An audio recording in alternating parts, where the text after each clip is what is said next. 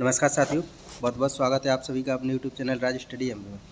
तो साथियों, कल शाम को मैंने एक वीडियो अपलोड किया था जिसमें बताया था कि उच्च माध्यमिक शिक्षकों की जो चयन सूची जारी होने वाली थी वो जारी हो चुकी है।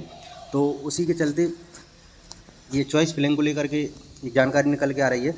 तो इस वीडियो के माध्यम से मैं आपको बताऊँगा कि कितनी तारीख से और कितनी तारीख तक जो है आपकी चयन चॉइस फिलिंग की प्रक्रिया चलेगी। तो आइए वीडियो में शुरू से लास्ट तक बने रहिए और वीडियो को बिना स्किप किए पूरा वीडियो देखिए। उससे पहले अगर आप चैनल पर नए हो तो चैनल को सब्सक्राइब कर लीजिए, क्योंकि भर्ती संबंधी जो भी अपडेट निकल के आती है सबसे पहले हमारे चैनल के माध्यम से आप तक पहुंचा दी जाती है। तो चलिए देर न करते हुए वीडियो को शुरू करते हैं। आज से 27 तक पोस्टिंग के लिए करनी होगी चॉइस स्कूलों की चॉइस दर्ज। तो आज से लेकर के 27 तारीख तक स्कूलों की चॉइस फिलिंग की जाएगी। तो आप अधिक से अधिक स्कूलों की चॉइस करें।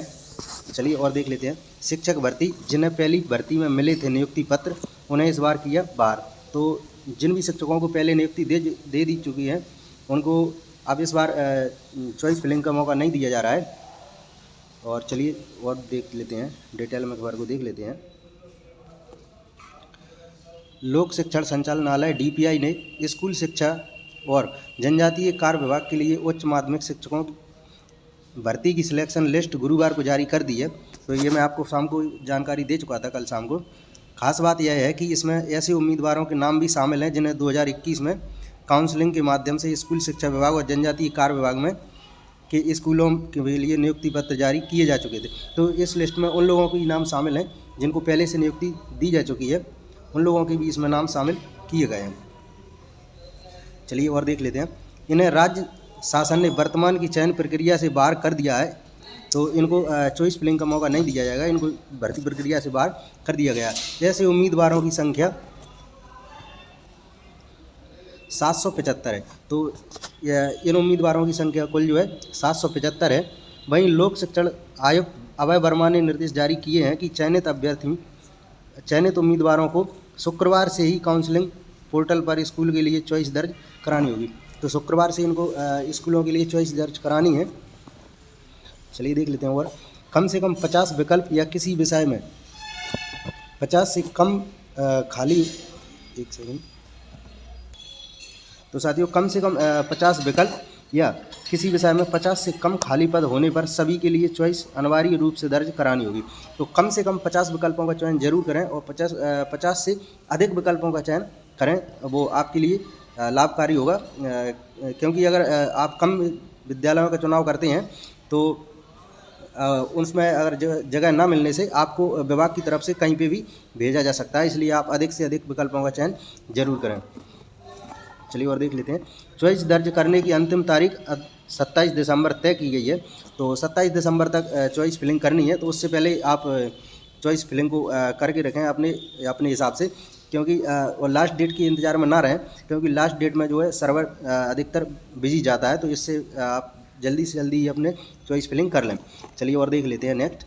इसके साथ ही ऐसे अभ्यर्थी जिनके नाम के समक्ष प्रोविजनल लिखा गया है उनके दस्तावेजों को सर्टिफाइड कराने संबंधित विश्वविद्यालय या सक्षम अधिकारी को भेजे गए। तो जिन भी अभ्यर्थियों के नाम के आगे प्रोविजनल लिखा गया है उनके डॉक्यूमेंट्स को जो है या तो संबंधित अधिकारी को चेक के लिए भेजे गए हैं या फिर उनके जो विश्वविद्यालय हैं उनके समक्ष इनको प्रस्तुत किया गया है इनके निरीक्षण के लिए। चलिए और देख लेते हैं। 189 की उम्मीदवारी इन कारणों से निरस्त की गई। तो 189 लोगों की अभ्यर्थता को निरस्त किया गया है, टोटल 189 स्टूडेंट्स की। चलिए देख लेते हैं किन कारणों से उनकी अभ्यर्थता को निरस्त किया गया है। बीएड NCTE से मान्यता प्राप्त संस्थान से नहीं होने। तो इनकी बीएड जो है मान्यता प्राप्त संस्थानों से ना होने के कारण इनको रिजेक्ट किया गया है। अन्य राज्य या फिर वो अन्य राज्य की बीएड पात्रता लिए हुए थे, इस कारण से उनको निरस्त किया गया है। चलिए, अन्य राज्य के जाति प्रमाण पत्र लगाने या फिर इनका जो जाति प्रमाण पत्र है वो अन्य किसी राज्य का था, इस कारण से इनको आरक्षण का लाभ नहीं दिया गया और अनारक्षित श्रेणी में इनके पर्याप्त अंक ना होने से इनको बाहर किया गया है। चलिए और देख लेते हैं। 21 वर्ष से कम आयु में विवाह करने या फिर 21 वर्ष से कम आयु की आयु में इनका विवाह करने के कारण इनको रिजेक्ट किया गया है। एक ही सत्र में नियमित 2 डिग्री प्राप्त करने या फिर एक ही सत्र में 2 डिग्री प्राप्त करने के कारण इनको रिजेक्ट किया गया है। चलिए और और भी देख लेते हैं क्या क्या रीज़न रहे हैं इनको बाहर करने के। पीजी थर्ड डिवीज़न होने या फिर इनका पोस्ट ग्रेजुएट जो है थर्ड डिवीज़न होने के कारण इनको बाहर किया गया है।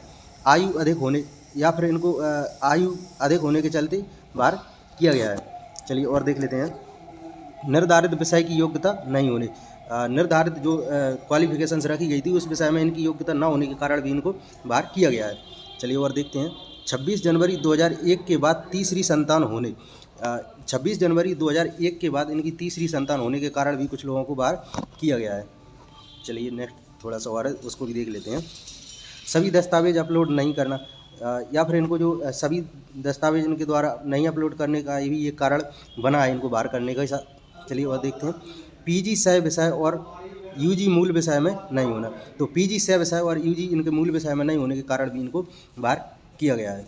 तो इन कारणों के चलते कुछ अभ्यर्थियों को बाहर किया गया है। टोटल इनकी संख्या 189 बताई जा रही है। 189 विद्यार्थियों को बाहर किया गया है। तो चलिए मिलेंगे बहुत जल्द नेक्स्ट वीडियो में, तब तक के लिए बहुत बहुत धन्यवाद।